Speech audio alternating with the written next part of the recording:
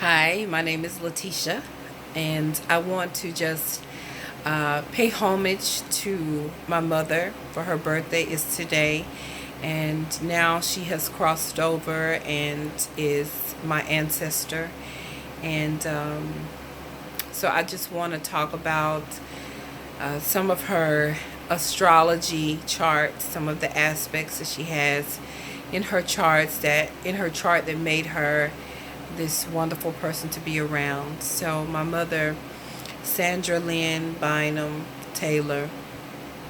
Taylor, of course, is her married name. Um, she was born September 5th, 1956.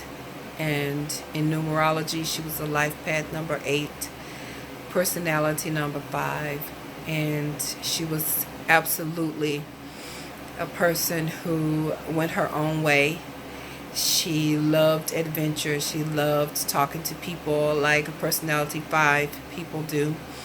Um, she did not like really joining groups. She liked having her own thing and charting her own way. She was rebellious like the number 5.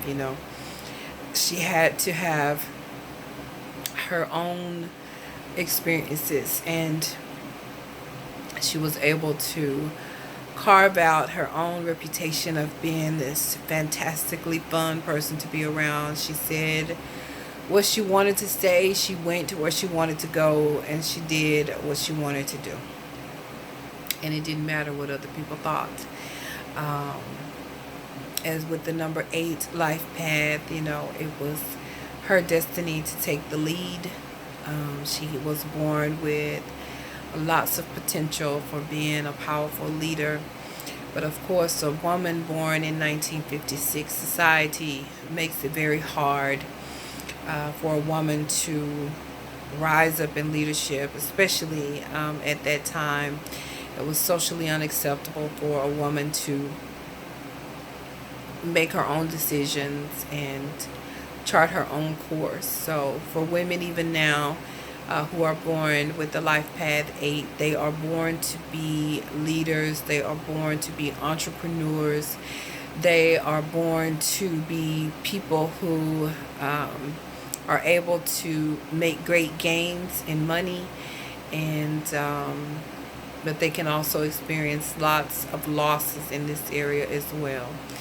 But she was born with this great potential, but I feel that society, really blocked her from um, bringing it forth, as she could have. She was born with a Virgo sun and a Virgo moon. And so the moon representing what you are most familiar with and what you are most comfortable with, and representing the mind and the emotions. The sun representing the ego. With both of these lights, great lights in the chart being in the sign of Virgo, she was earthy, she was sensual, she was absolutely beautiful. Um, she was brilliant, as the sign of Virgo is ruled by Mercury, and being a double Virgo, she could learn things very easily. It takes her sisters to talk about how she was in school, how she could hear something one time and she knew it. She was able to learn so fast. And she always she worried like Virgo moons do, very self-critical, very self-conscious, very detail oriented. She was very detailed about how she would do her makeup and her clothes. She was very fashionable. And although Virgo is not typically very fashionable, as it were, her Virgo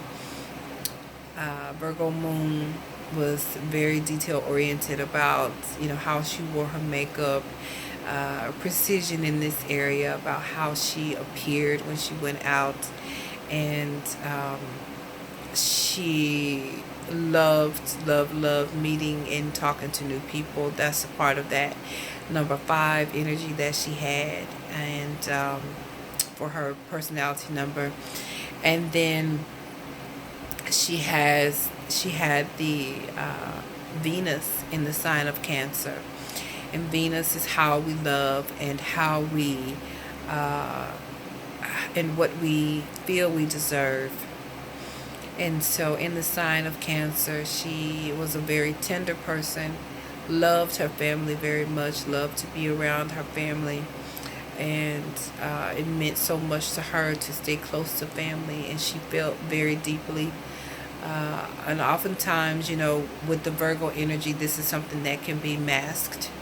But with Venus and Cancer, she also has had Mars in the sign of Pisces. So these two personal planets in the water signs made her a very tender and sensitive person that felt very deeply, loved to have the close connections with her family, with her loved ones, and just a very beautiful and loving person. And I make this video for you, my mother, my ancestor, because it was you who kept me in your womb safe and sound for 9 months. And had it not been for you carrying me through full gestation, I would not be here. And like you, I celebrate the earth energy, which I was born with, and the number 5 energy. And I thank you for the rebel that you were, uh, charting out your own path in so many ways, as much as you could, in the time in which you live and the time in which you came up. And I love you and I honor you, and I thank you, and trust that you continue to speak and guide me and my sister as we continue on in our journey in this life. And I send you love and blessings and honor. Happy birthday.